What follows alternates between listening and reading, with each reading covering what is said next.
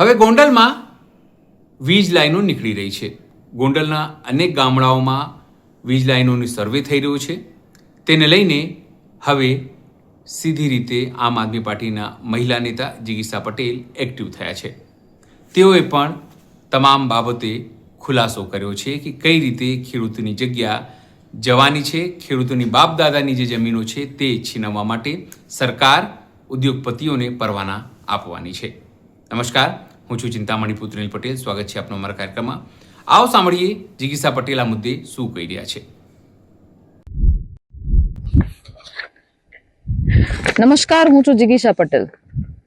આજે હું આમ આદમી પાર્ટીની નેતા તરીકે નહીં, પરંતુ એક ખેડૂતની દીકરી તરીકે તમારી સમક્ષ આજે એક વાત મૂકવા માંગુ છું.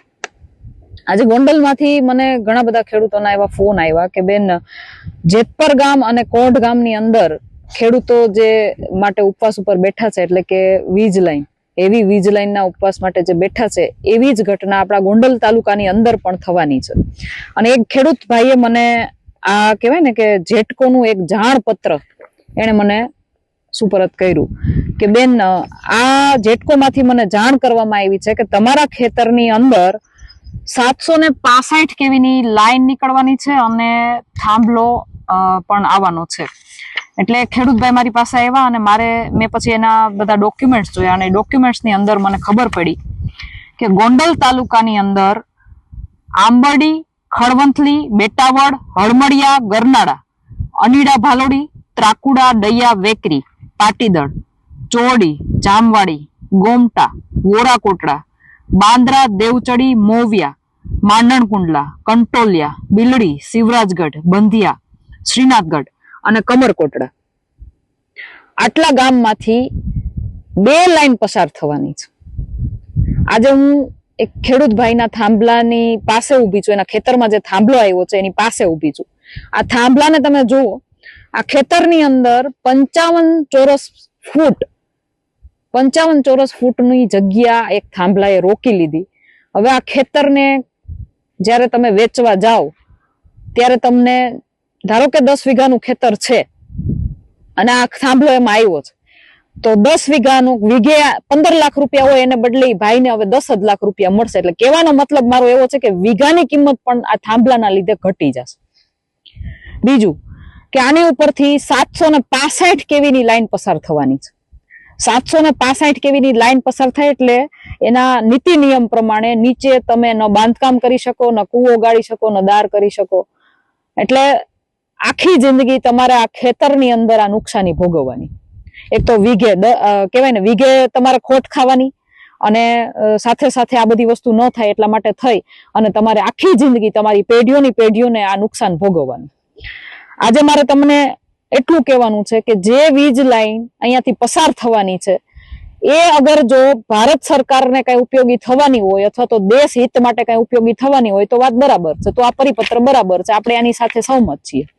પરંતુ આ એક પ્રાઇવેટ કંપનીનો થાંભલો છે અને એ પ્રાઇવેટ કંપની અહીંયાથી જે વીજ લાઈન પસાર કરે છે એમાંથી જે વીજળી પસાર થશે ને એ જ્યાં વેચશે એમાંથી દેશને શું ફાયદો થવાનો છે મને કયો. એટલે પેલો એક મહત્વનો મુદ્દો મારે તમને જાગૃતતા એટલા માટે લઈ આવી છે કે સરકાર પોતાની કહેવાય ને કે ઉદ્યોગપતિઓને છાવરવાની નીતિને આપણને દેખાડીને કે અમે સંપાદન કરી દીધું, દેશ હિતમાં છે, ગમે ત્યારે સરકાર ધારે ત્યારે તમારી જગ્યા ઉપર સરકારી કોઈ પણ વસ્તુ મૂકી શકે. તો આ સરકારી વસ્તુ ક્યાં છે પેલા તો મારે એ કેવું છે. આ તો પ્રાઇવેટ કંપનીનો થાંભલો છે. તો પ્રાઇવેટ કંપની આપણી માલિકીના ખેતરની અંદર, આપણી જગ્યાની અંદર, આપણા બાપ દાદાની વારસાની અંદર, આપણી વિરાસતની અંદર પોતાનો થાંભલો ખોડી અને કમાય અને આપણને શું આપે? લોલીપોપમાં 8 થી 10 લાખ રૂપિયા, જે ખેડૂતે જેવા નક્કી કર્યા હોય એવા, અને દરેક ખેડૂતને અલગ અલગ કિંમત. શું કામ ભાઈ? જંત્રીના થોડા ગણા, 2 ગણા કે 3 ગણા વધારીને તમને ભાવ આપે. શું કામ? હાલો, આટલી જગ્યાનો 55 ચોરસ ફૂટના તમને ભાવ આપી દીધા. હવે બાકીના ખેતરના બાકીના વીઘાના ભાવ તમારા ઘટ્યા, એનું નુકસાન કોણ સહન કરશે? આ થાંભલાની નીચે તમે કોઈ પાક વાવ્યો, એ પાકમાં જયારે આ લોકો મેન્ટેનન્સ કરવા આવે, ધારો કે કોઈ તાર તૂટી ગયો, ક્યાંયથી છૂટી ગયો, ક્યાંક કઈક તકલીફ થઈ, એટલે એ લોકોની ગાડી આવશે, એ મેન્ટેનન્સ કરશે. અહીંયા તમારા ખેતરની અંદર અહીંયા તમે પાક ઉગાવેલો હશે, એ પાકની અંદર ઉપર એને જેસીબી કે બીજી ત્રીજી મશીનરી ફેરવશે, એ પાકને નુકસાન જશે, એનું વળતર કોણ આપશે અને કેટલું આપશે એ ક્રાઇટેરિયા કોણ નક્કી કરશે ભાઈ? તો શું કામ ઉદ્યોગપતિઓને નફો કરવા માટે થઈને સરકાર આપણા નાના નાના ખેડૂતોને આટલી હદે નુકસાન કરાવડાવે છે? શું કામ? મારે તમને એ લોકોને એટલું જ કહેવાનું છે કે હું આ મુદ્દે જેટલા ગામની અંદર આ વીજ લાઈન પસાર થવાની છે, અને આમાં લખેલું છે, સરકારી ડોક્યુમેન્ટની અંદર લખેલું છે કે આપણા આ આટલા ગામમાંથી 400 કેવીની અને 765 કેવીની બેવડી લાઈન પસાર થવાની છે. એટલે અહીંયા ખેતરમાં થાંભલો આવ્યો એટલે અહીંથી 2 ખેતર મૂકીને બીજી લાઈન પસાર થશે.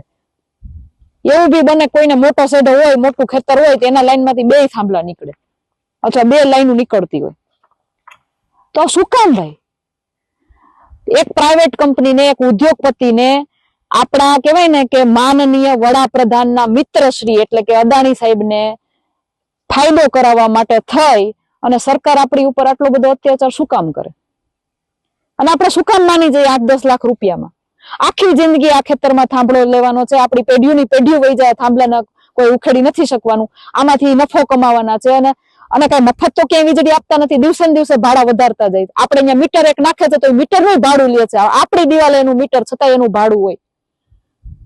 તો આપણા ખેતરમાં થાંભલો તો આપણને ભાડું કેમ નહીં? આ જાગૃતતા આપણે સૌએ લાવવી પડશે.